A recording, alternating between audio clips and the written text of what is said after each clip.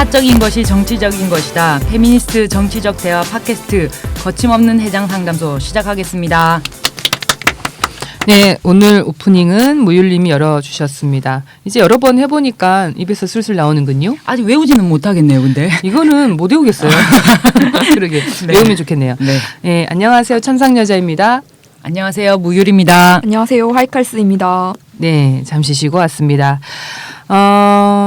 오늘 주제는 운전과 구직 풍경이죠. 예. 사실 운전을 그 전회에 하려고 했는데 전에 이제 워낙 좀 길어져서 이번 회에 두 주제를 다뤄보도록 하겠습니다. 일단 두 분 운전하실 줄 아세요? 네, 저는 운전합니다. 예. 하이칼스님 하시고. 예, 무율님은 입으로 하시죠? 예, 입으로. 운전면허증은 1종을 따서 네. 그것도 몇십 년 전에 따서 했는데 잘할 수 있을 것 같아요. 길도 잘 찾고. 뭐 점수도 높이 나왔죠. 예, 거의 만점에 가깝게 다 나왔고. 근데 문제는 차를 못 몰아요. 장롱 면허시죠? 예, 장롱 면허네요. 네. 그게 저희 신분증으로만 사용하고 있고, 예, 스피드를 무서워합니다. 네. 스피드를 무서워하는 사람이 사실 운전을 좀 하면 좋을 것 같긴 한데. 아, 그래요? 스피드 좋아하는 사람 운전하면 위험해요. 그렇잖아요. 그러니까 모든 조건이 제가 운전을 할 수 있도록 그렇게 되어 있는데 하겠습니다. 조금 있다가. 뭐 그래야 되는 건 아니고요. 예, 하면 좋겠어요. 네. 저희가 오늘 이제 운전이라는 주제로 다루게 된 이유는 여성이 운전하는 것에 대한 참 말들이 많죠. 예. 시선도 많고 탈도 많고. 예. 혹시 뭐 있으세요, 하이칼스님은? 저는 사실 운전 약간 지금 초보 운전 그 총 운행 시간 100시간 미만의 초보 운전자인데요. 저는 그 뭐 많은 그 도로상의 성차별을 알고 있고 있지만 저는 사실 제가 겉보기에 여성으로 보이지 않는 어떤 외향을 갖고 있죠. 네, 외향을 갖고 있어서 그걸 운전할 때 좀 많이 활용을 하는 편입니다, 사실은.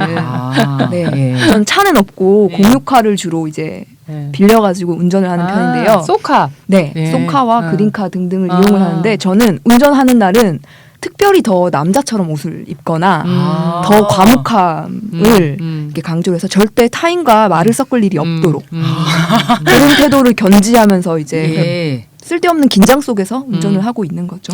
그럼 이미 들었던 정보가 많으셔서 그런 전략을 택하신 알고 거겠네요. 있으니까요. 도로상의 성차별이라는 것이 실존하고 저도 실제로 제 목소리가 뽀록이 나면 바로 이제 태클 들어오거든요. 아, 그래요? 네.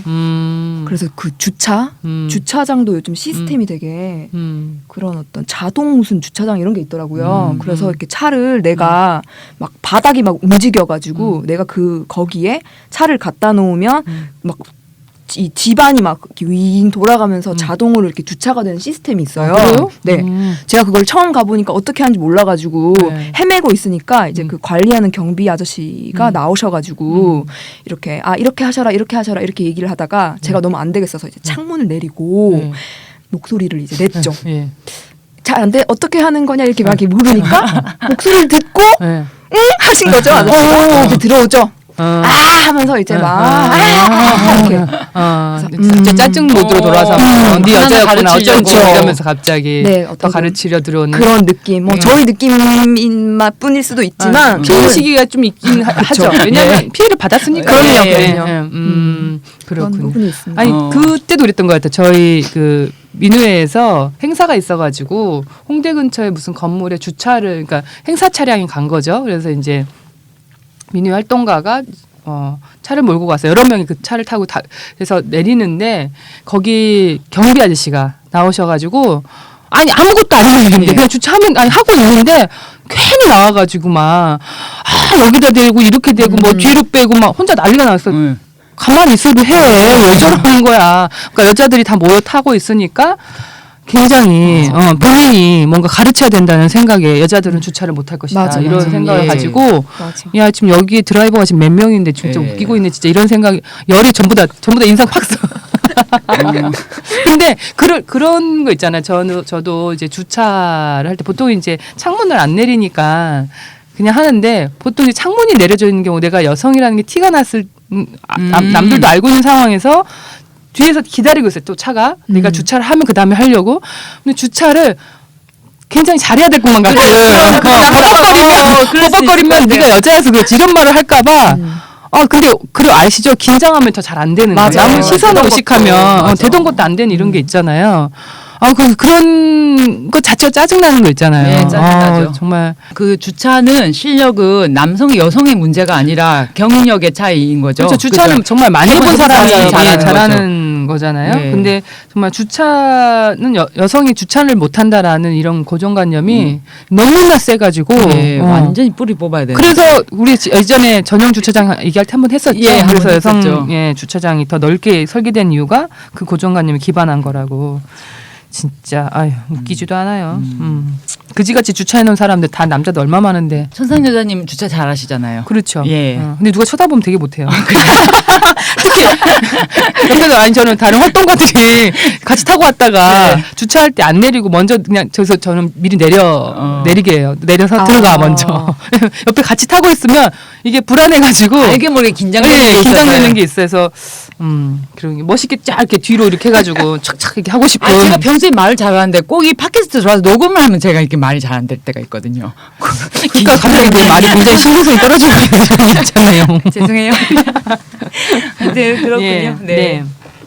그래서 일단 SBS 카드 뉴스 이게 스브스 뉴스인 것 같은데 스브스 뉴스 혹시 보세요? 되게 좋은데 여튼 예, 저도 갑자기 좋아합니다. 팬심을 예. 얘기하고 카드 뉴스에서 이제 본 기사인데요. 전체 택시 기사 중에 여성 택시 기사가 약 4,000명 정도 되는데 꽤 많네요. 예, 전체가 28만이네요. 예, 그러니까 뭐 전체에 비하면 한 2% 정도 조금 못 미치는 수치긴 하지만 과거에 비해서는 꽤 늘어났다라고 하는데 그 여성 운전 기사들을 힘들게 하는 건 사실 이제 뭐 손님 부족이나 뭐 교통체증 이런 게 아니라 손님들이 여성 운전 기사에 갖는 편견 때문이다라고 하면서 카드 뉴스를 이제 쓰셨는데 여자인 거를 보고 아예 안 타는 사람도 많대요. 오, 세상 웃긴다. 저도 깜짝 놀랐네요. 한 번은 20대 손님이 탔는데 저를 보자마자 내리려고 하는 거예요. 그래서 왜 내리시냐고 물어보니까 자기는 빨리 가야 하는데 여자분이 운전하면 빨리 못 갈 것 같다라고 하더라라는 인터뷰 내용이 있네요. 그래서 다른 여성 기사 B 씨는 이런 분위기 때문에 목소리를 일부러 저음으로 내거나 아까 하이카스님하고 비슷하네요. 행동을 남성스럽게 하게 된다고 이제 말했다고 합니다. 그러면 남성이 여성보다 운전을 잘한다라는 어떤 그런 인식은 맞는 걸까? 사실 뭐 기준은 그러니까 제가 봤을 때는 남성들은 운전을 잘한다는 기준을 차를 빨리 모는 걸로 착각하는 것 같아요. 근데 사실 운전을 하고 있으면 빨리 모는 게 굉장히 쉬운 일이에요. 빨리 모는 건. 하지만 빨리 모는 건 굉장히 남에게 위협적인 그런 운전이 될 수 있고 사고를 많이 내잖아요.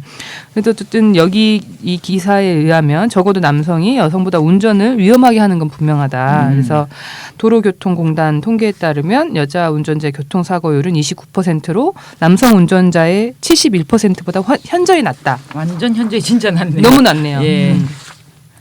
그리고 면허 소지자 대비 사고 발생률을 비교해도 남성 운전 면허 소지자는 100건당 1건의 사고를 일으키는 반면에 여성 운전 면허 소지자는 100명당 0.34건의 사고를 일으킨다. 그러니까 저는 이제 이런 걸 보면서 어떤 생각이 드냐면요. 만약에 이게 바뀌어 있잖아요. 예. 그러면 제가 봤을 땐 여성의 자동차 보험료를 더 높게 했을 거예요. 성별로 저는 분명히 다르게 요금을 매겼을 거라고 생각해요. 근데 이게 지금 성별이 반대니까 그렇죠. 똑같이 매긴다. 저는 예. 왜 여성은 더 조금 내야 되는 거 아닌가? 이런 편견에 이건 편견도 아니에요. 사실에 기반해서 그죠?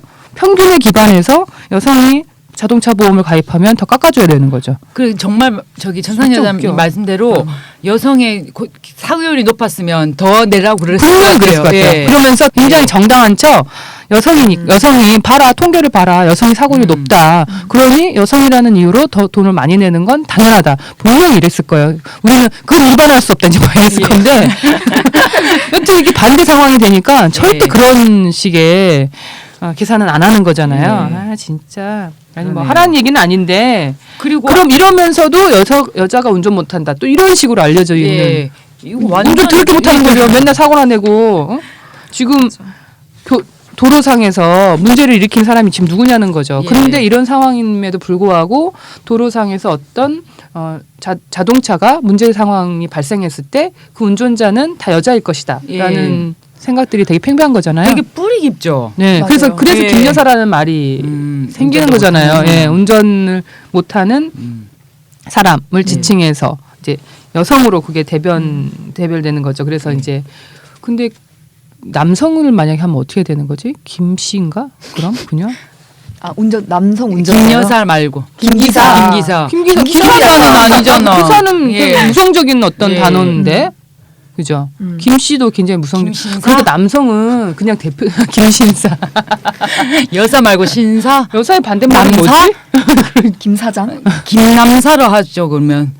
남사 여사 여사의 반대말이라는 게 없어요. 그러니까. 여사의 반대말이 없겨요. 여사님. 여사님, 남사님 이런 거 없잖아. 그러니까. 그죠? 네. 딴 얘기 했지만 아, 예.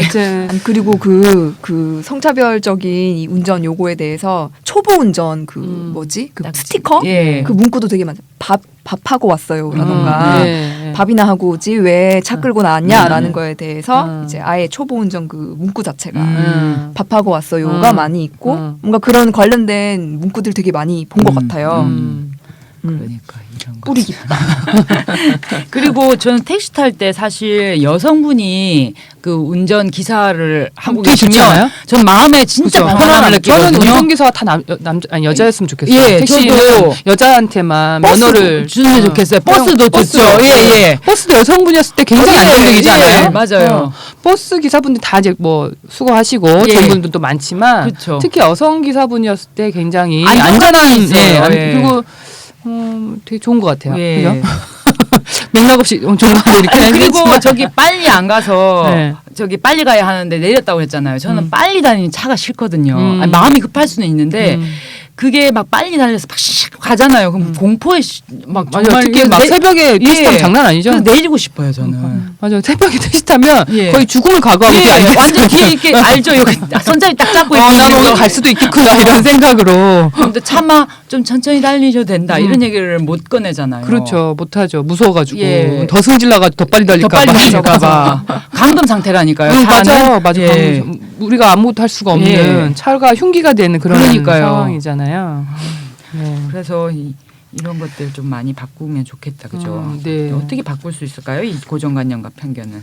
아니 저는 이제 그 예전에 근데 이제 이 워낙에 여성 운전 이것과 관련된 어떤 사회적 통념이 얼마나 강력한가를 저는 제 스스로도 한번 느낀 적이 있는 게 이제 한번 이제 시내버스를 타고 가다가 시내버스가 정류장에 정차를 해야 되는데 거기에 어떤 자동차가 거기에 주차를 해놓고 약간 헤매고 있었어요. 그래서 저희가 내리면서 운전기사가 누가 운전을 하고 있는지 쳐다보게 되더라고요. 그러면서 순간적으로 여자 아니야? 라는 생각이 문득 저도 모르게 예. 저도 모르게 굉장히 아니 그래서 저는 깜짝 놀라서 정말 아니 저는 그걸 굉장히 경계하는 사람임에도 불구하고 이런 생각이 굉장히 자동적으로 든다라는 거는 얼마나 강력한 이데올로기인가 이 사회에서. 그래서 정말 제가 그래서 이제 그 운전기사가 내리려고 하는 것 같았어요. 근데 일부러 안 쳐다봤어요. 왜냐하면 여성이었으면 여성은 너무 속상할 것 같고 그게 또 확인되면 얼마나 강화되겠어요. 그래서 그러니까 보통은 사람들이 여성일 거라고 지레짐작하고 그래서 여성인 게 확인되면 자기의 그 고정관념을 강화시키는 기제로 딱 만들어버리고 그 사례를 그리고 만약에 남성이에요. 그럼 그 사례가 그냥 사라지는 거예요. 그래서 그 고정관념을 강화시키는 사례만 계속 아카이빙되는 이게 계속 쭉쭉되는 거예요. 그러면서 내 고정관념이 맞구나. 맞아요. 예. 확인하는 사례로 계속 사용되는구나. 그래서 그 순간 저는 그냥 아예 확인하지 않는 것으로 이렇게 했는데 너무 강하구나라는 걸 그때 정말 온몸으로 느끼게 되는 그런 순간이 있었어요. 그런 경험 없으신가 보죠? 아니 저는 그 왜 골목길에서 네. 제가 제일 열받는 거는 골목길에서 너무 과속하는 거 있잖아요. 네. 되게 좁은 골목길인데 사람 지나가는데 사람 다니는 데만 쌩 지나가는 거 있잖아요. 그러면 완전 욕을 하거든요. 듣든지 말든지. 혼자 속으로 하기도 하고 괜히 손가락질을 해요. 왜 그러냐고 막 그러는데 대부분 남성이었어요. 네. 당연히 남성이라고 생각했는데 오늘 여기 오다가 네. 어떤 분이 계셨는데 여성이시더라고요. 딴 얘기죠. 저도 가끔 속상하죠. 예, 속상했어요. 저는 오히려 속상하지 않고 예. 그 버스 기사님인데 여성분이거나 여성 택시 기사님 분들 만나면 일단 반갑고 네. 좋잖아요. 네. 안전하게 가겠다. 근데 그것이 아니었을 때 아, 그 상황에서 저는 오히려 역시 성별은 중요하지 않아. 있잖아. 라는 걸 라는 걸 확인하면서 네. 그냥 성향이구나 뭐 이런 거 생각하면서 네. 아, 그럼 차를 반대로, 타본 네. 적 있으세요? 전 많이 타본 것 같아요. 사실. 그래요? 안전하겠지 기대하지만 음. 난폭 운전을 또 경험을 하면서 예. 전반적인 문제. 제 생각은 조금 다르죠. 아 멋있다. 이 도로 위에서 똑같이 매드맥스를 찍고 계시는구나라고 하면서 저도 그러는데. 완벽 적응하셨다 이렇게 느끼면서 맞아. 그러니까 여성 택시 기사가 안전하다고 느낀 거는 이제 성폭력 이런 맞아요. 뭐 특히 그런 밤에 거요. 예, 예. 그런 생각을 아예 안 하니까 그런 면에서 그런 안전하다라고 느끼는 거고. 그러니까 오히려 속력을 냈을 때는 남성 택시 기사 속력 냈을 때와 다른 감정으로 다가오긴 하는 것 같아요. 그러네요. 네. 걸크러쉬 갑자기. 아니 왜 그러냐면 저기 되게 과속을 하시는 분이 있잖아요. 네. 그러면 아까 말하는 그 성폭력이나 이런 범죄에 나에 대한 이런 긴장감이 있잖아요. 근데 네. 속력을 막 내요. 네. 그러면은 결부되어서 이 속도로 어디를 가면 남성 택시 기사의 경우 이 속도로 어디를 가면 또 그런 공포도 또 있었네요. 그냥 말할 때 보니 아 나는 어떻게 만약에 했었을까 속도를 내면 같은 감정이었을까 생각해봤더니 섬세하게는 또 그런 마음도 있었다. 예. 아, 제가 아까 뭐 남성을 또 좋아하고 신뢰한다 했는데 그냥 다 뻥인 걸로. 예. 네, 사연 소개하겠습니다. 이메일로 정땡땡님께서 보내주신 사연인데요. 어떻게 뭐 하이카스님이 한번 네 제가 한번 읽어볼까요? 네. 요즘 제 막내 여동생이 차를 사서 운전을 하고 다니는데요. 빨간색 모닝입니다. 근데 이 차는 거의 무조건 여자라는 걸 알고 뒤에서 바짝 쫓아온다거나 신호 없이 갑자기 끼어드는 경우를 너무 많이 당하나 봐요. 한 번은 규정대로 잘 가고 있는데 뒤에서 자꾸 빵빵거리더래요. 천천히 간다고. 무시하고 그냥 규정대로 운전해서 가니까 결국 좀 더 가다가 앞에 와서 차를 세우더니 그 차 운전자가 내려서 막 뭐라고 그랬대요. 이쪽에서 잘못한 것도 없는데. 더 황당한 건 이런 일을 예전에 다른 차, 저의 차를 타고 다닐 땐 별로 경험한 적이 없었다는 거예요. 빨간색 모닝. 이게 모닝이어서 더 그런 걸까요? 빨간색 모닝이 모닝이 여자들이 많이 탄다라는 생각이 게 있는 거죠. 근데 제 생각에는 빨간색 만약에 아우디다. 이게 우리 사회에서 경차에 대한 이 무시도 장난 아니에요. 그러니까 차. 예, 그 SBS의 맨인 블랙박스라고 그 교통과 관련된 이제 올바른 교통 질서를 위한 예, 그런 위한 프로그램이 있어요. 본인들은 그렇다고 얘기하긴 하는데 거기에서 경차가 나와가지고 사고 나는 이거 있잖아요. 그런 장면 블랙박스 영상이 나올 때마다 뭐 경찰 뭐 모닝이라서 그렇군요. 뭐 이런 류의 발언을 종종 하고는 했어요. 거기 진행하시는 분이 그래가지고 약간 뭐 문제 제기를 받기도 하고 뭐 그랬던 것 같은데 어쨌든 경찰을 몰고 다녔을 때 당하는 도로상에서 당하는 무시도 보통이 아닌데 거기다 여자까지 맞아요. 겹친다. 이제 이러면 장난 아닌 거죠. 특히 그 여성이 어리다. 아유. 그리고 몸이 왜소하다. 그럼 끝장이죠. 그쵸. 네, 끝장이죠. 예. 그래서 어떻게 해야 되죠? 이거를 그러니까 이거 돈을 차를 몰고 다닐 땐 돈을 거기 몰빵을 해서 저는 약간 이랬으면 좋겠어요. 여성들이 차에 대해서 좀 투자를 하시는 걸로 많이 차를 내어볼 생각이 있다. 그게 결론이라. 경차는 남성들이 타고 다니고 여성들은 SUV라든가 좀 예. 큰 차, 예. 큰 차를 타고 다녀서 옆에서 깔짝거린다 이러면 그냥 밀어버리고 그런 쪽으로 그냥 뭐 이게 하는 좀 말이에요. 그래요. 아니 이게 제가 보니까 저희 또 이제 집안 얘기를 하면 좀 그렇긴 하지만 저희 아버님부터 시작해서 저까지 예.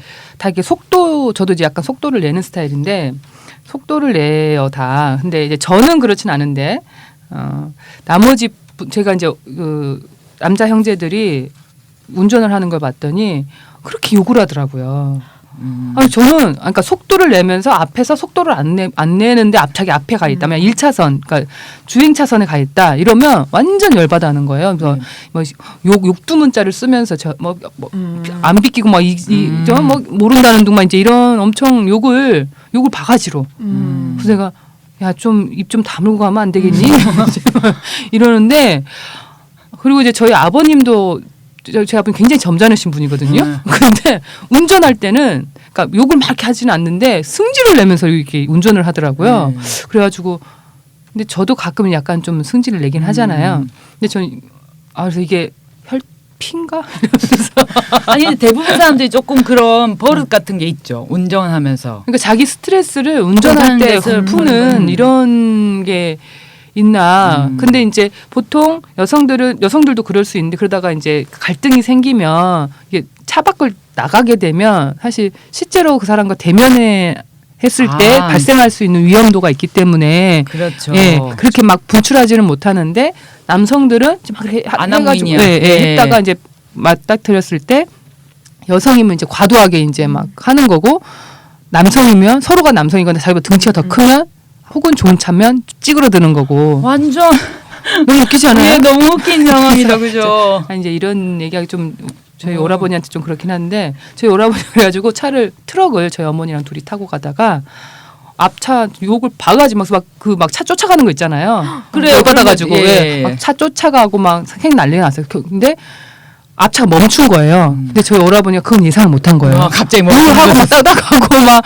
쫓고 이러다가 앞차가 멈출 줄을 몰랐던 거죠. 그래서 앞차가 내린 거예요. 차를 멈추고 앞차에 사람이 내렸어요. 운전자가. 그래서 자기 차로 온 거예요. 네. 이 얘기는 누가 해주냐면 저희 같이 타고 있던 어머니가 해줬어요. 네. 내렸는데 저희 오라버니가 문도 안 내리고 가만히 있는 거예요. 쫄아가지고.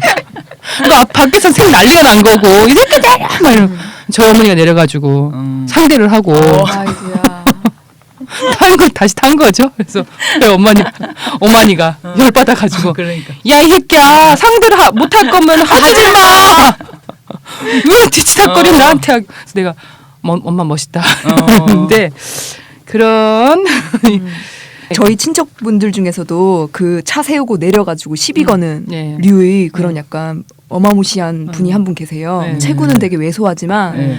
정말 그 더러운 성질로 운전을 그대로 하는 그 정말 도로에서 가장 피해야 할 것 같은 그런 인물이 두 분이 계신데 네. 하여튼 욕도 많이 하시고 굉장히 거칠고 걸핏하면 내려요. 나와라. 지는 법이 없기 때문에 네, 백전백승이거든요. 그래서 그분이 남자분이에요. 남자분이고요. 그분 차를 타면은 안 크다자 왜소해요. 왜소한데 힘이 엄청나고 항상 이겨요. 그러니까 자기도 이기는 걸 아니까 더 그렇게 하는데 그분의 차를 타면은 일단 안심이죠. 네요.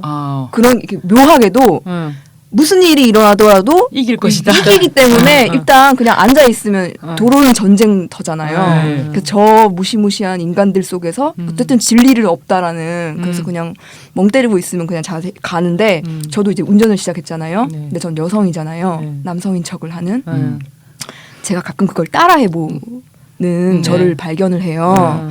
그분처럼 그 친척분처럼 어떤 거친 태도로 물론 창문은 난 다 닫고 있지만 덤빌 테면 덤벼라.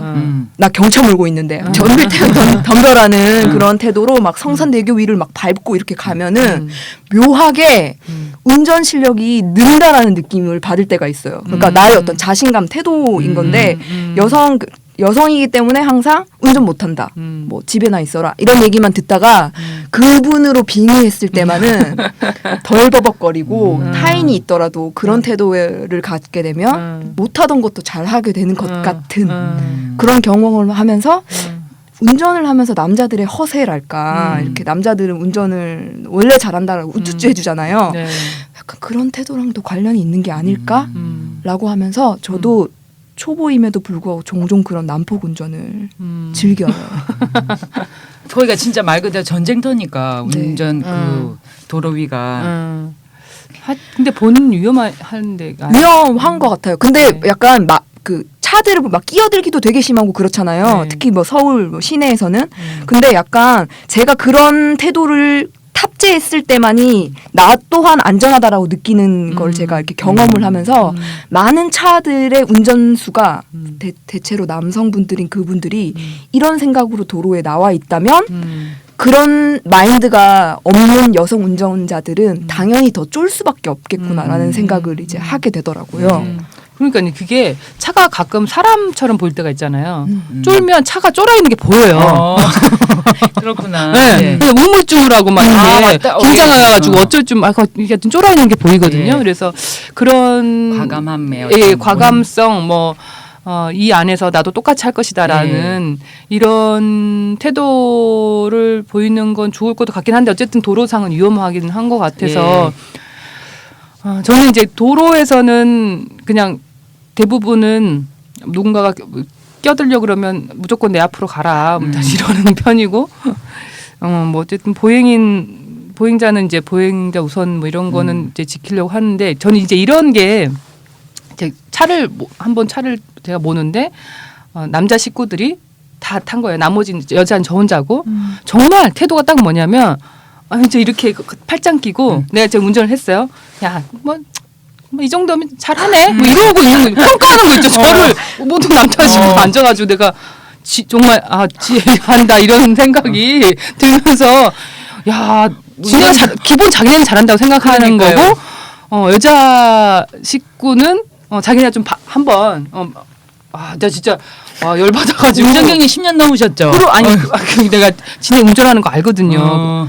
그러니까 되게 잘하는 줄 아는데 내가 봤을 때는 정말 도로 위에 무법자거든. 저는 그런 잘 안 나와야 되거든. 예. 절대 아니 정말 심각해요. 제가 봤을 때는. 근데 그런 거를 잘한다라고 생각하면서 저한테도 너 잘하는데 너 RPM 팍팍 올려야 된다고 막 이러면서 밟으라고 막 밟아야 차가 길들여진다고 막 이런 얘기하면서 차도 길들여야 된다고 막 이런 얘기. 뭐 최고 속도까지 한번 올려봐야 된다는 등 뭐 옆에서 난리가 난 거예요. 제가 야 지금 제한 속도가 얼만데 막 이랬더니 야 저거는 그때 그 앞에서만 딱 그렇게 하면 된다. 급정거해가지고 이렇게 야 정말 큰일 났구나 큰일 났어. 그래서 제가 운전을 안 하는 거 아닙니까? 안 나오시는 게 좋습니다. 예, 심장 떨어집니다. 예, 그러니까 저 같은 사람은 아까 무법자 얘기하셨는데 거기에 이제 경쟁과 뭐랄까요? 알게 모르게 긴장감과 그런 기싸움에 같이 함께 하기에는 제가 지금 머릿속이 진짜 너무 복잡한 사람이거든요. 생각할 게 너무 많죠. 예, 생각할 게 너무 많아서.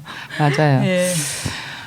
근데 뭐 이러나 저러나 뭐 성별 이런 걸 다 떠나서 안전운전이 예, 저는 안전운전. 가장 중요하다고 네. 생각하고요. 제발 보행자 우선의 어떤 운전 습관들을 모두 다 가지셨으면 좋겠다라고 생각합니다. 운전 얘기 여기까지 하도록 하고요. 네. 저희 구직 풍경 한번 시작해 보도록 할까요? 네. 혹시 구직 경험들 있으세요? 저는 많이는 없었던 것 같네요. 뭐 알바도 그냥 동네에서 그냥 면접 보고 바로 했었고 뭐 일 들어오는 게 소개받고 이렇게 하게 되어가지고 구직 사이트를 막 열심히 보면서 취업 준비생이라고 하죠. 그런 기간은 없었거나 길지 않았던 것으로 기억이 됩니다. 저도 뭐 구직 경험은 몇 번 있는데 네. 별 할 얘기 없으시죠? 준비가 안 어떡하지?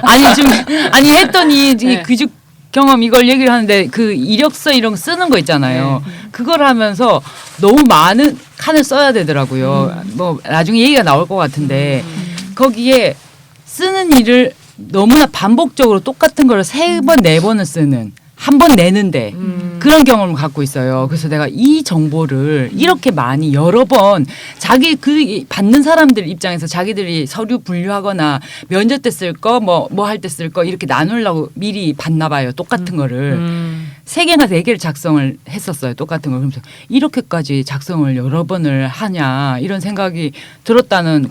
아니 그 쓰는데 저 뭐 그 쓰는 안에 정말 쓸 게 없는 거. 이력서를 써보니 예, 뭐 자격증이 뭐 이런 게 막 있잖아요. 그걸 딱 다 쓴 걸 딱 보면서 내가 과연 뽑힐 것인가? 이게 뭐지? 사람들 세상이 이게 쓰는 빈칸을 보면서 이걸 채우겠다는 생각을 들으면서 모두 다 어디 학원을 가고 어딜 다니고 어디 자격증을 받고 그렇게 다니는구나. 정말 너무 칸이 많은데 그렇고요. 가족 관계 이런 거 쓰는 것 때문에 완전 열받았고요. 알겠습니다. 네. 지금 이제 저희가 이번에 구직을 좀 다루는 게 지금 뭐 또 겨울이기도 하고 요즘에 근데 사실 구직하는 게 철을 가리지는 않는 것 같기는 합니다만 그래도 요즘에 이 구직 과정에 있으신 분들이 많지 않을까 싶어서 구직 이야기를 다루게 됐는데요. 저는 이제 그게 굉장히 놀라웠어요. 이력서 안에 부모님 직업을 적는 경우가 있더라고요. 학력도 학력 부모가 한다. 예. 가족들 우리 학력을. 굉장히 어렸을 때 초등학교 다닐 때 네. 그때 아버지 뭐 피아노 있냐 뭐 이런 거 적는 거랑 약간 비슷한 느낌 아니에요? 예. 아버지 그때도 아버지 학력, 어머니 학력 뭐 이런 거 적어내기 하고 막 이랬잖아요. 저는 그때도 되게 그러니까 특히 그러니까 그러면 안 되는데 그죠? 왜 필요한지가 조금 의문이죠. 네. 왜 필요한 것 같으세요? 왜 필요할 만약에 학력? 그러니까 부모님 가족인데 부모님이나 그 가족들 직업은- 직업을 예. 필요할 그 회사가 필요할 때 써먹으려고 어느 쪽을 뽑으려고 그럴까? 그 생각을 하게 될 것 같아요. 예. 구직의 입장에서는 직업이 사회적으로 좀 인정받는 직업인 거를 뽑으려나 보통 그러겠죠. 그런 부담을 느끼겠죠. 예. 그래서 그건 필요한 것 같죠. 아무리 봐도 저는 필요한 것 같다고요? 아니 그래서 그 사람들이 쓰게 하는 것 같죠. 그러니까 좀 괜찮은 집 자녀들을 뽑으려고. 근데 사실 알고 보면 구직을 하려고 하는 사람에게는 집안이 안 좋거나 지금 부모님도 생계 뭔가 무슨 돈을 버는 그런 일을 하지 않고 그래서 이 구직자가 뭔가를 해야 되는 집안의 가장이라 아니 뭘 해야 되는 사람이니까 가정이 어려운 사람을 뽑아줘야 되는 거잖아요. 예를 들면 너무 잘 나가고 막 타업해서 살고 막 이러는데 굳이 굳이 뭐하러 뽑아주겠나 이런 생각을 하는 거 아니에요? 해야 되는 게 맞는 거 아니에요? 아니 그러니까 사회적인 어떤 그 배분, 그러니까 분배 정의 차원에서는 네. 그런 얘기도 또 많이 하니까. 아니 왜냐하면 남자한테 더 월급을 많이 줄 때는 그런 생각들로 하는 거잖아요. 예. 그 집안에 뭐 남자가 뭐라고 해야 책임져야 되니까 되고 뭐. 그러니까 네가 승진도 먼저 이런 거 얘기할 때는 언제고 예. 사람 뽑을 때는 왜 더 잘 사는 집을 뽑아줘? 그러니까요. 그러니까 이해가 안 되는 거예요. 사회적 정의를 하려면 못 사는 사람, 예. 직업이 안 좋은 사람, 예. 직업이 없는 사람 예. 이런 경우로 해야 되는 게 맞는데 근데 어쨌든 참 직업 정론난이 굉장히 그래서 저는 만약에 아버지나 어머니 두 분 다 무직이시다. 뽑아줘야죠. 아니 그러니까 근데 무직이 적는 구직자의 마음이 예, 참 맞아요. 스산하겠다. 많이 수산하죠. 예. 참 극한이 너무나 싫겠다 이런 생각이 들잖아요. 그죠? 그렇죠. 되게 무의미하거나 쓸데없는 칸이 너무 많잖아요. 그 네. 이력서 칸에 그러니까 뭐 부모님 직업뿐만 아니라 뭐 가족 사항이라던가 쓸데없는 것. 내가 보기에 없어 보이는 건데 왜 묻는지 모르겠어가지고 그런 질문들이 되게 많은데 빈칸으로 두자니 또 혹시 이 빈칸 때문에 떨어질까 봐. 빈칸 때문에 떨어지진 않을까 싶기도 하고 요새는 또 온라인으로 이거를 또 작성을 하니까 빈칸을 두면은 이게 넘어가질 않는데요. 뭐라고 일단 적긴 적어야 하니까 내가 기분 나쁘고 이거는 내 판단에 불필요하다고 해가지고 비워둘 수가 없는 상황인 거예요. 그래가지고 뭐 많은 구직자들이 실제로 그 회사에 물어보기도 한다고 하더라고요. 이것도 왜 물어보시는 우리 집 동산 부동산 왜 물어보시는 거냐 궁금해서 물어본다라고 하면은 회사가 뭐 의도가 있겠죠. 없진 아니, 않겠죠. 정말 동산 부동산 왜 물어볼까요? 아니 그 누가 알아 솔직히. 저는 갖고 있는 재산이 있잖아요. 그러니까 파악할 수 없을 정도로. 통장에 돈 얼마 있냐 이것도 적어본 적 있어요. 그걸 적게 하는 예, 정말. 예. 그러니까 왜 그걸 물어보는 거죠? 가져가려고 그러나? 그러게요. 그래서 근데 그때 거짓말로 쓰기도 되게 그렇잖아요. 그렇죠. 뽀록 나면 또 뭐가 아니 내가 무슨 정치인도 아닌데 예. 이게 공개돼야 되는 의무도 아닌데 그러니까요. 이걸 내가 사실로 써야 되는 사람도 아닌데 예. 나는 왜 이걸 사실로 써야 하나? 그렇다 뭐 5천 원 10,000원 쓸 수도 없고. 그러니까 너무 근데 적어도 그렇고. 너무 마이너스를 쓰기도 그렇고. 그렇다면 평균치가 얼마인가? 예.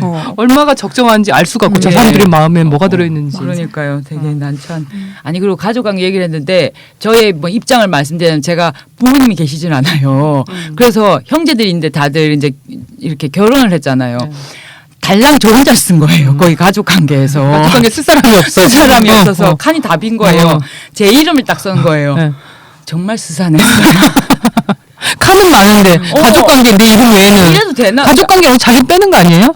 가져간 게 아니라 뭘 쓰는 게 하여튼 있었어요. 그래서 제 이름만 달랑 쓰는 게 있었어요. 그래서 정말 평소에 아무렇지도 않거든요. 지금까지 살아오면서 아무것도 않은데 딱 그건 한 줄을 딱 썼는데 그걸 본 제가 어땠겠어요. 눈물이 아프다 했잖아요. 그러니까 이게 뭐지? 오빠 이름 장가간 오빠 이름이라도 쓸까 이런 생각이 들었죠. 예. 그래서 쓸까 말까 직업도 괜찮은데 막 갈등 내적 갈등 일으키다가 미친 거 아니에요. 내가 이걸 왜 적냐 싶어 하고 딱 썼거든요. 되게 당당하게 썼는데 굉장히 하여튼 마음이 별로였어요.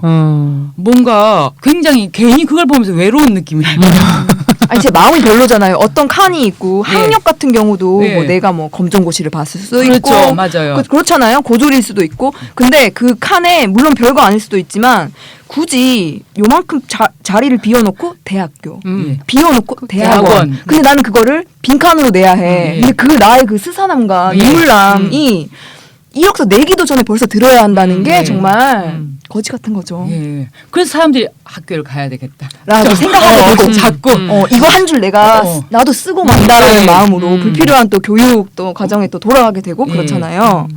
그러니까 그 한 줄 쓰려고 이제 막 투자하는 거죠. 맨 예, 처음에는 진짜 막. 한 줄 쓰고 싶은 욕구가 들더라니까요. 뭘 하든가 뭘 자식을 하나 만들든가 뭘.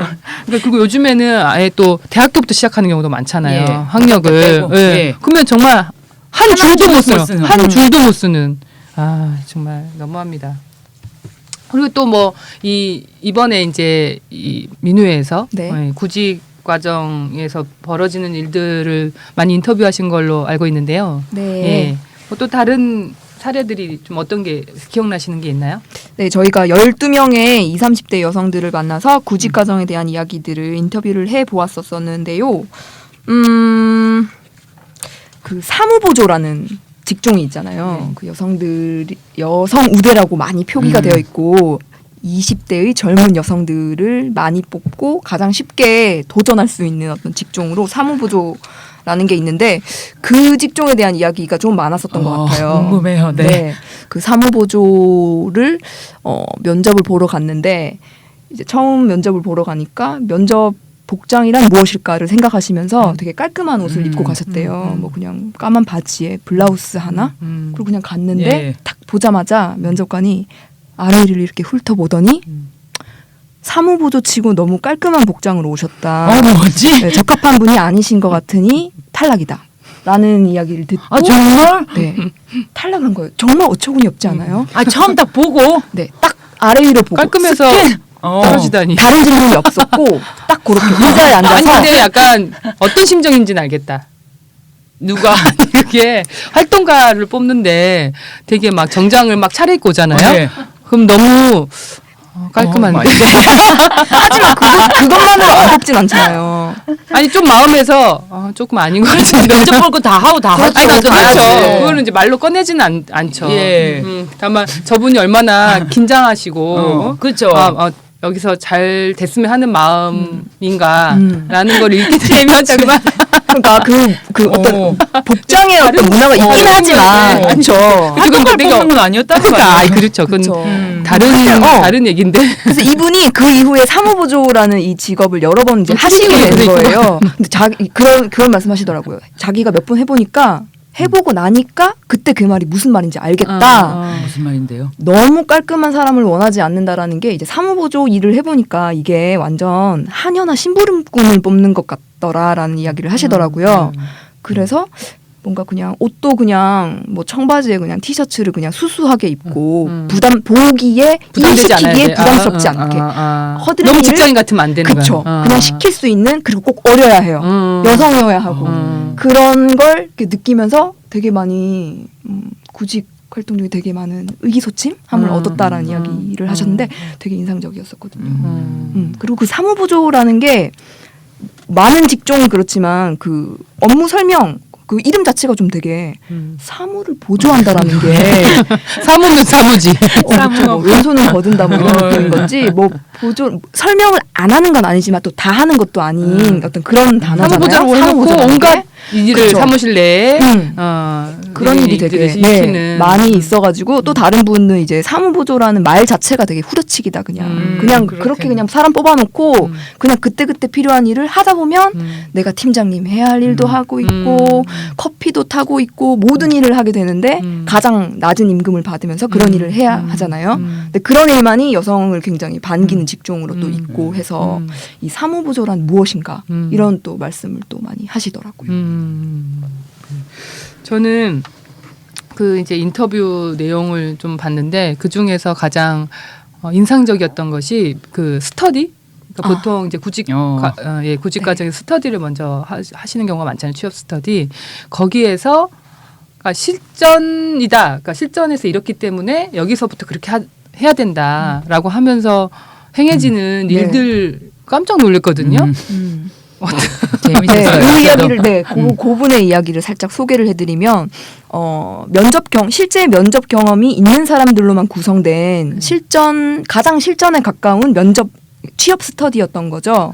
근데 거기에 이제 모인이었던 사람들이 실제로 이제 면접을 가보니까 실제로 다운표 찍고 실제로 면접에서 남성들에게 더 어려운 질문, 더 의미 있는 질문, 중요한 질문을 많이 하고 여성들에게는 별로 질문을 하지 않는다. 하더라도 뭐 결혼할 거냐라던가 뭐 애는 몇이나 낳을 거냐 이런 거나 묻고 끝난다라는 걸 이제 경험하고 나니까 면접 스터디 준비를 아예 완전히 그렇게 하는 거예요. 남성들이 주도를 하고 면접 질문들을 남성들이 자기들끼리 다 하면 여성들은 자신들도 모르게 그냥 거기에 이게 실전에 가까운 거니까 하면서 끄덕끄덕하면서 저렇게 어려운 질문은 우리한테는 안 올 거야 라고 하면서 그렇게 아예 되는 포기하고 거죠. 그러니까 네. 다른 걸 준비한다는 거죠. 네. 내용도. 네, 그렇게 되는 것과 또 이제 이제 스터디 이후에 이제 사회생활 실전에 기반한 사회생활을 연습해보자라고 하면서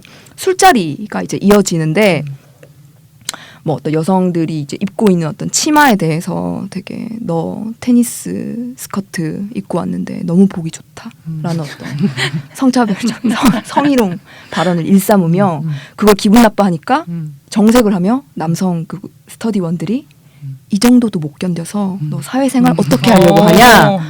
실제로 너가 회사 들어가면 이보다 더한 일도 입을 일어날 쩍 것인데 찢어버리고 싶다, 그죠?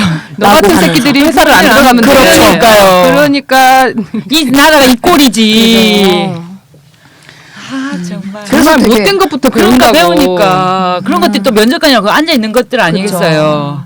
그 면접관들 또 그런 새끼들만 뽑거든. 그러니까 뽑거든. 아이고, 같은 정말 새끼들이거든. 그냥, 네. 정말 대단하다. 그러니까. 대단해.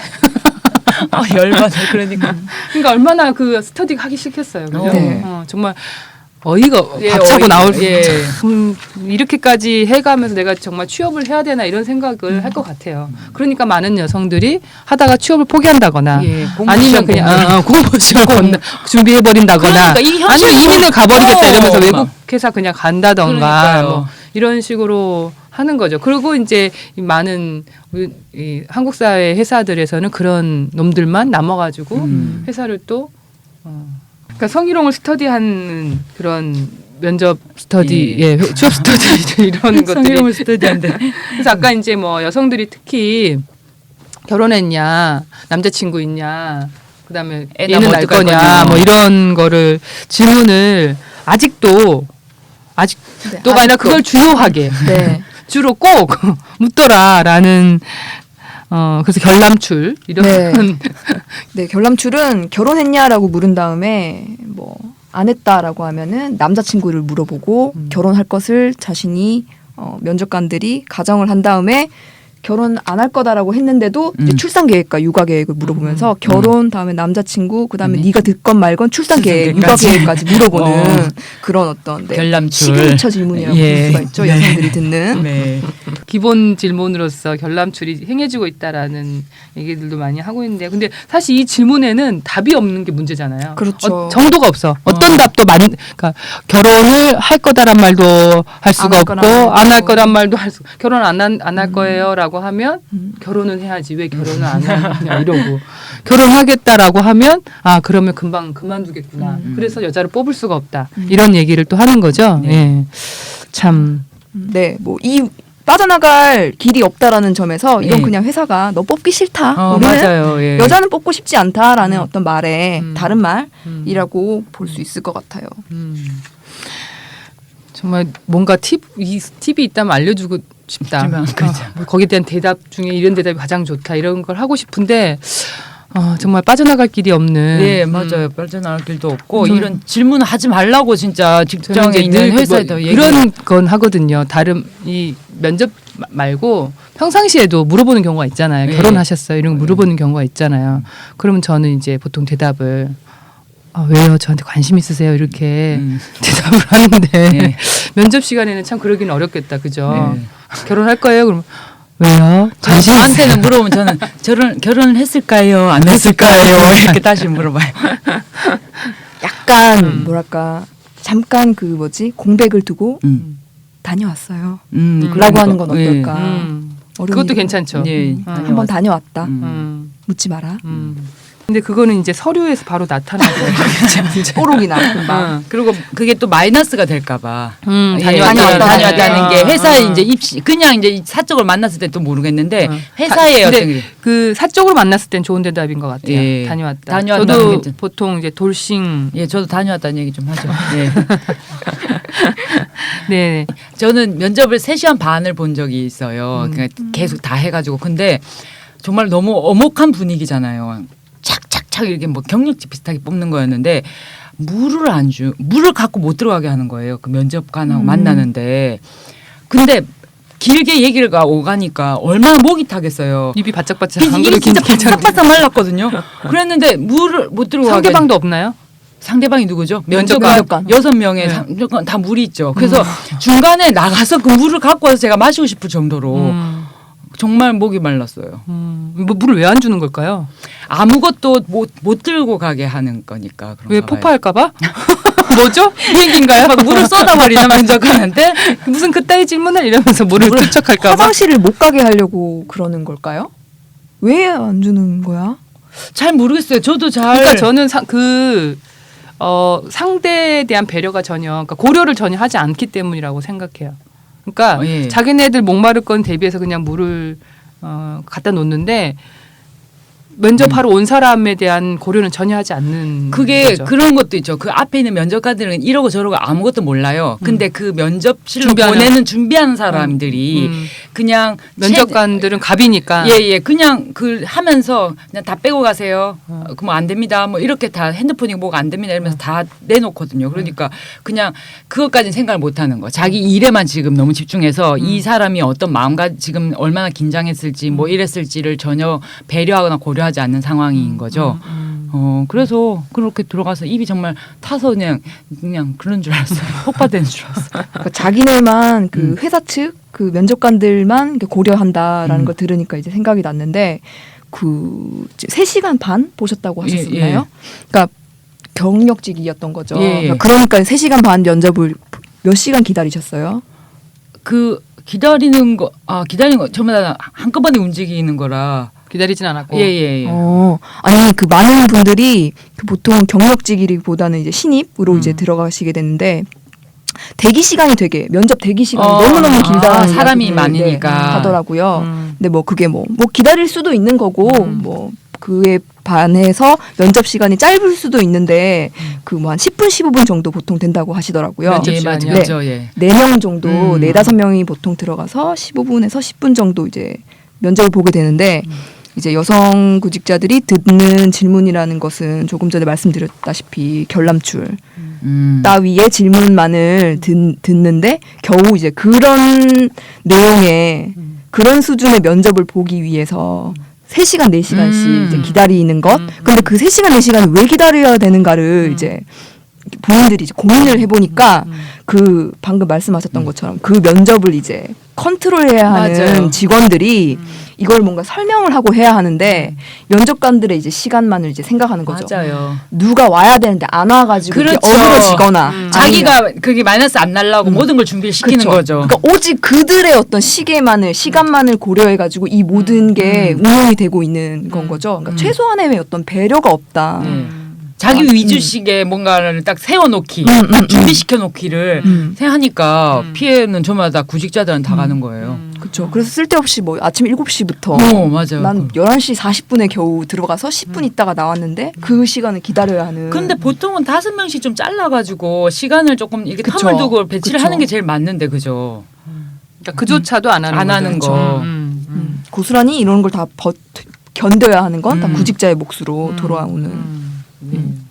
이 들으시는 관계자분들이 있으면 조금 네, 어떻게 하고 있나를 의견을 보시고 좀 해주시면 예. 좋을 것 같습니다. 이제 뭐 인사 쪽에 또 관여하시는 분들이 있을 수 예. 있으니까요. 예. 그다음에 또 뭐 어떤 사례들이 좀 기억나는 거 좀 몇 개 소개해 주시겠어요? 네, 급여에 대한 이야기도 되게 많이 했었어요. 그 채용 공고에 보통 이제 임금에 대해서는 추후 협의라고 써 있거나 내규에 따른다 보통 이렇게 써 있잖아요. 근데 공고 보면 그런 경우가 되게 많은 것 같아요. 대체로 그렇게 써 있다고 하는 것 같아요. 예. 되게 내규에 따른다. 내규가 어떻게 알아? 저 들어가지도 않았는데. 그러니까 내규에 따른다고 하면 내규를 알려줘야 되는데 그러니까. 내규를 안 알려주고 추후 그리고 협의라고 했는데 협의는 없고. 급여를 모르면 그 회사를 들어갈지 말지 내가 결정하기가 굉장히 어렵잖아요. 사실 그게 그렇죠. 다들 다 급여 보고 들어가는 거지 뭐 내가 뭐 자아 실현을 위해서 그 회사에 들어가가지고 뭐 그러는 게 아닌데 저도 공고 볼 때마다 그런 식의 전혀 밝히지 않는 급여를 밝히지 않는 공고를 보면 아니 아무것도 안 알려주고 사람을 뽑으면 이게 무슨 자신감인가 대체 이런 생각을 되게 많이 하게 되거든요. 대체로 그리고 적잖아요. 그게 많지 않은 월급이잖아요. 그래서 뭐 많이 주고 또 아니면서 꼭 그러니까요. 많이 안 주는데 그렇게 써 있더라. 그래서 부끄러웠어. 부끄러워서 그래? 그래서 어떤 분은 아예 애초에 그 추후 협의 혹은 이렇게 밝히지 않는 곳은 많지 않구나라는 걸 알고 아예 안 쓰신다고도 하시더라고요. 나의 어떤 내가 살아가기 위해 필요한 돈이라는 거는 나에게 계산 가능한 금액으로 나와 있고 최소한 그거는 줘야 내가 일을 할 수가 있는 건데 그걸 주지 않는다라고 하면 얄짤없이 내가 먼저 끊는다라고 하신 분들도 계셨고요. 그 팁으로 많은 분들이 이거를 이제 이런 경험을 막 20번씩 30번씩 하다 보니까 노하우가 생겨가지고 네. 미리 이제 인사팀에 전화를 해가지고 물어보신 분들도 예. 월급이 어떻게 많더라고요. 되냐? 네. 월급이 얼마냐? 그래서 그러면 또 많이들 알려주신다고도 하더라고요. 그래요? 네. 전화를 하면 알려줄 거예요? 그러니까 그게 잘 얘기를 해야 하는데 정중하게 내가 뭐 했는데 뭐 이런 이유 때문에 그거를 꼭 미리 알아야 하는 이유가 있다라고 말씀드리고 혹시 알려주실 수 있느냐라고 얘기를 하면 그쪽에서 기다리셔라라고 하고 이제 알려준다고. 예. 근데 거기에서 근데 성함이 어떻게 되시냐라고 인사까지 물어보면 되게 난처하겠다. 끊어. 네. 이러면서 이제 끊어. 다른 이름을 얘기하면 되죠. 기지를 발휘하여. 그래 그런 것까지 해놔야 돼. 예상 못한 질문이 있을 수 있을 것 같아요. 면접 같겠다. 네. 그리고 뭐 저는 이제 그래서 사실 이제 이력서를 통해서 회사들은 구직자의 정보를 정말 샅샅이 캐내잖아요. 사실 뽑을 사람들도 그 중에 다 뽑는 아주 소수만 뽑을 거면서 네. 그래서 저는 이제 하지만 공고는 굉장히 제한적인 정보, 그 회사에 대한 제한적인 정보만을 준 채 응모해라라고 하는 게 굉장히 부당하다 이런 생각이 들 때가 많고 특히 제출된 서류는 반환하지 않음. 저는 이게 아니 왜 반환 안 하는 거야? 죄일 거야? 나는 이게 정말 이해가 안 가는 게 그거였어요. 왜 반환 안 하는 거 귀찮아서 그러는 거야? 다 보내주려면 귀찮아서. 그게 이메일로 접수를 하잖아요. 반환하는 게 의미가 없잖아. 그럼 제출된 서류는 뭐 말고. 폐기하겠습니다든가. 돌려주지 못하니까. 나는 왜 그런 말을 쓰는지. 제출된 서류는 차후 폐기합니다. 요거를 좀 공지해 주시면 마음의 안정감도 있고 그죠. 폐기해야죠. 예. 그래서 근데 저는 이제 그게 약간 관습적으로 그냥 컨트롤 C, 컨트롤 V 이렇게 하는 게 아닌가 이런 생각이 들기도 대부분이 그래요. 그죠? 예, 완전 그래요. 이력서 쓰는 형식도 있잖아요. 그 사람에 맞게 하는 게 아니라 이전에 있던 거를 하는 거지 전혀 그거에다가 어떤 에너지를 시대에 맞게 투자하지 않아요. 창의적인 예. 이런 전환이 없는 게 참 안타깝다 이런 생각이 들면서 그 왜 그냥 프로필 내라는 거 있잖아요. 네. 자신의 뭐 다른 일 때문에 요즘에 워낙에 뭐가 빡빡해져가지고 프로필을 미리 받는 경우가 있잖아요. 가긴 가거나 그럴 때 거기에 꼭 학력란이랑 뭐 난이 있어요. 네. 그래서 그거를 안 쓰고 네. 어쩌고저쩌고 이제 얘기를 하면서 꼭 써야 되냐고 그랬더니 다들 그거 꼭 쓰실 필요는 없다고 그냥 있던 걸 그냥 보내드린 거라는 거예요. 그 양식을 정말 아무 생각 영혼 없이 그냥 있는 양식을 그냥 보내는 거예요. 그 사람들이 또 아무 생각 없이 쓰니까 자꾸 그렇지 않을까. 예, 그래서 그런 거는 조금 바꾸는 것도 좀 필요하죠. 예. 그러니까 있는 칸, 그러니까 뭐 이 면접이나 구직 과정에서는 사실상 너무나 의뢰 이치이기 때문에 그거를 빈칸을 두거나 이러는 용기가 잘 안 날 수 있지만 이제 외부에서 어떤 서류를 좀 작성해 달라라고 왔을 때 학력이나 이렇게 사실 의미가 없는 칸들 같은 경우는 굳이 채울 필요 없이 그쪽이랑 얘기하면 많이 받아들이는 경우가 많더라 이런 얘기 하시는 거죠. 저도 그런 경험이 있긴 합니다. 이 칸은 제가 꼭 써야 될 칸은 아닌 것 같은데 안 쓰겠습니다라고 하면 왜 그러세요라고 하는 경우들이 꽤 있더라고요. 그래서 학력 얘기랑 지금 면접 얘기 나왔으니까 얘긴데 네. 거기에서 여러 가지 서류를 되게 많이 요구했다고 그랬잖아요. 똑같은 서류를. 근데 맨 마지막에 뭘 내는 그걸 축약한 어떤 또 내야 되는 게 있었어요. 거기에 축약 중에 제일 중요한 게 학력이었어요. 꼭 써라. 그것을 학력을 쓰는 게 4번인가 있어요. 네. 근데 맨 마지막에 한 짧게 나오는 그 문장은 그 면접관이 요약해서 보는 그것을 미리 작성하는 거였던 것 같아요. 네. 요약해서 보는 그 주요한 요소 중에 하나가 학력이었던 거예요. 면접 때. 예. 그래서 이 학력과 그 사람의 이름과 뭐 사진을 딱 보고 이 사람이 먼저 판단하고 그 다음에 이제 다른 질문으로 들어가는. 그래서 학력 사회구나. 정말 학력 사회죠. 정말 그거는 이제 좀 안 해도 되지 않나라고 생각했는데 기업이나 그러니까 회사 같은데 일반 회사 같은 경우에도 이걸 보고 먼저 다 빼놓고 그 다음에 면접을 본다는 얘기도 있고 뭐 하여튼 예 그렇더라고요. 그래서 맞아요. 뭐 검색해가지고 정말 예. 어떤 것만 뽑거나 어떤 것은 아예 그냥 그 보지도 않고. 특정 키워드가 들어갔다는 것만으로도 맞아요. 뽑아지거나 예, 예. 버려지는 게 1차라고 하더라고요. 예. 그 다음에 걸러진 걸로 또 다시 고르고 예. 한다라는 게 사실이라고 하죠. 그러니까 능력 중심의 사회라는 거는 구호에 불과할 뿐 사실은 학력 중심의 사회다라는 게 너무나 우리가 살면서 그건 정말 너무 많이 느끼죠. 예. 학력 얘기는 우리가 나중에 한번 다뤄볼 수 있으면 다룰 수 있도록 하고요. 이 구직 저희가 이제 시간이 다 돼서 구직 문화 관련해서 혹시 더 하시고 싶은 이야기가 있으시면 하이칼스님. 네, 그 어떤 분이 이제 그런 이야기들을 하셨어요. 이제 난 구직자로서 항상 선택받는 위치에 있다고 생각을 하니까 이제 구직자들이 더 위축되는 것 같고 내가 당연히 알아야 될 정보인데도 그거를 회사에 물어보는 걸 되게 꺼리게 되고 뭐 불이익이 있지 않을까, 돈 밝히는 사람이나 이상한 사람으로 보지 않을까, 뭐 이런 눈치를 너무 많이 보게 되는데 이게 과연 정상일까, 상식적인 걸까, 너무 이상한 사회가 아닌가라는 생각을 많이 하게 된다 이런 말씀 하셨었는데요. 너무 많이 공감을 했었고 뭐 구직자는 뭐 원래 의리고 뭐 어떤 선택권이라던가 이게 회사에 있는 게 뭐 맞기는 한데 이렇게까지 이럴 일인가라는 생각을 되게 많이 하게 되더라고요.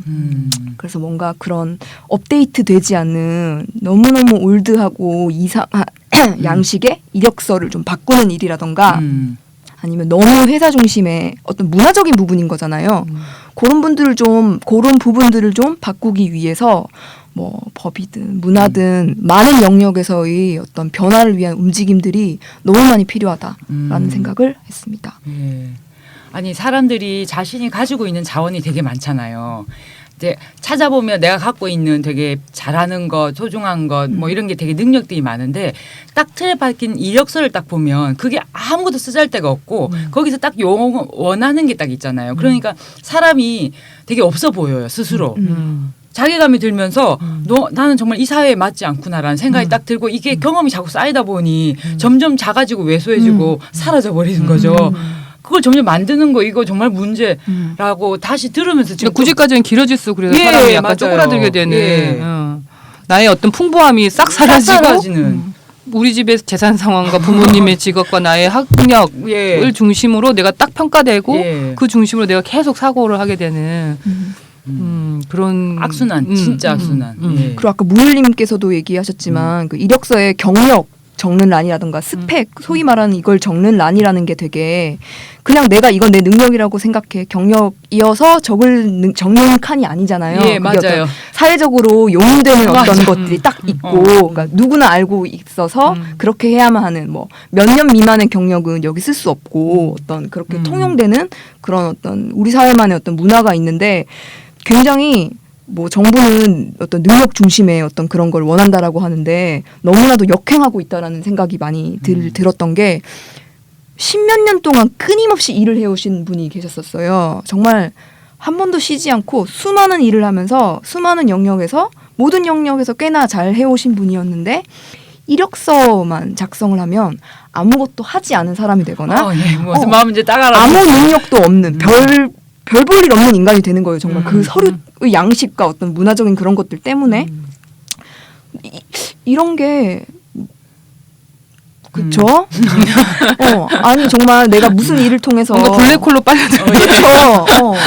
그 정말 좀 무슨 일을 했건 이 일을 통해서 어떤 걸 내가 배웠고 어떤 능력이 있다라는 거를 자연스럽게 그거를 이제 PR하고 구직 과정에서 그런 부분이 좀 고려되는. 그래서 좀 약간 세상으로. 사람과 사람이 만나는 방식의 이 구직 과정이면 참 좋을 것 같아요. 그런 과정으로서의 구직 과정이. 근데 이게 너무 이렇게 상품 고르듯이 예. 돼 있고 점점 구직자도 그 구직 과정에서 그 표준 체계, 그러니까 이 사회가 원하는 표준에 맞춰서 본인을 계속 찌그러 넣어야 되니까 상품으로의 자신을 계속 만드는 방식으로 가야 돼서 참 어려운 것 같아요. 아니 그리고 그 뽑는 사람 입장에서도 정말 수백 명 수천 명 많게는 되게 많은 사람들을 뽑고 면접 보고 하는 게 쉽지만 않잖아요. 우리도 뭐 사람 면접 보고 이런 것도 되게 어렵고 힘든 과정이긴 한데 너무 틀에 박힌 거를 아니 그러니까 오죽하면 인사과라는 것도 뭐 따로 있겠어요. 그러니까 그 일을 고민한 사람들 아니겠어요. 일을 잘하려면 그 방법에 대해서 계속 생각을 하고 좀 새로운 이력서 이런 것도 한번 생각해 보시면 좋겠다. 그리고 예, 틀이 너무 박히지 않게 이런 걸 한번 생각해 보면 좋을 것 같습니다. 그리고 인성을 보는 거 정말 웃기지 않나요? 어떻게 볼 수 있죠? 네, 어떻게 볼 수 있겠어요? 그러게 말이에요. 저는 그 참 초능력 아니 어떻게 초능력을 발휘해도 못 볼 텐데. 아니, 자기도 자기를 모르는데 사람들이 어떻게 그걸 얘기를 하겠어요. 참 어렵네요. 예, 예, 그러네요. 어쨌든 어려운데 저는 그건 있는 것 같아요. 구직자의 권리라는 게 조금 보장되는 방식으로 사회가 구성될 필요가 있다라는 생각이 많이 듭니다. 그래서 구직자들도 나도 회사를 고르겠다라는 그런 마음으로 서로가 자신에게 맞는 일인지 또 자신에게 맞는 회사인지 고르는 그런 선택하는 과정으로서 이 과정이 자리매김할 수 있는 방법이 어떤 게 있을까? 그게 저는 단지 일자리가 많아지면 그렇게 된다라고 생각지는 않거든요. 어떤 노동 문화의 문제인 것 같기도 하고 구직자의 어떤 이 위치가 한국 사회에서 노동자의 위치랑 굉장히 많이 연결되는 것 같아요. 이 사회에서 노동자가 일하는 사람이 어떻게 취급받고 있는가, 어떻게 권리가 보장되고 있는가의 현실과 구직자의 현실 이것이 굉장히 많이 맞닿아 있다라는 생각이 들면서 노동 현실이 너무나 엄혹하기 때문에 지금 구직자의 현실도 많이 바뀌지가 않는다라는 생각이 듭니다. 특히 여성들의 현실은 더 어렵다 이런 생각이 드는데요. 이런 고민들을 구직의 과정까지 포함해서 함께 해나가면 좋겠다는 생각이 들고요. 혹시 요거 관련해 좀 이 주제 들으시고 사연이라던가 이야기 그렇죠. 있으시면 보내주시면 감사하겠습니다. 그러면 오늘은 여기까지 하도록 하고요. 예. 저는 요 뭐 마지막으로요. 네네네. 그 이 구직 과정, 면접 과정 뭐 인터뷰한 것 내용을 네. 페이스북에 그 치드님이 만화로 그래서 올리시잖아요. 너무 예뻤죠. 예, 너무 귀여웠죠? 재밌어요. 네. 근데 그거를 계속 이렇게 관심 있으신 분은 한번 보셔도 좋겠다. 예. 그게 만화책으로도 나왔더라고요. 네, 그 만화는 그 민우의 SNS와 홈페이지에서 다 보실 수 있고요. 오마이뉴스에도 볼 네, 수 있죠. 오마이뉴스와 네이버 함께엔이라는 그 페이지에서도 함께 연재가 되었습니다. 제목이 구직이 먼저야. 구직 곱하기 이직은 18. 나의 육두문자 노동 라이프. 구직 라이트라는 제목입니다. 예. 네. 아, 그림 되게 센스 있게 잘 그리셨더라고요. 내용도 좋고 네. 한번 보시면 좋을 것 같습니다. 네. 오늘 두 분 함께 해주셔서 감사하고요. 오늘은 여기까지 하도록 하겠습니다. 여러분 안녕. 안녕.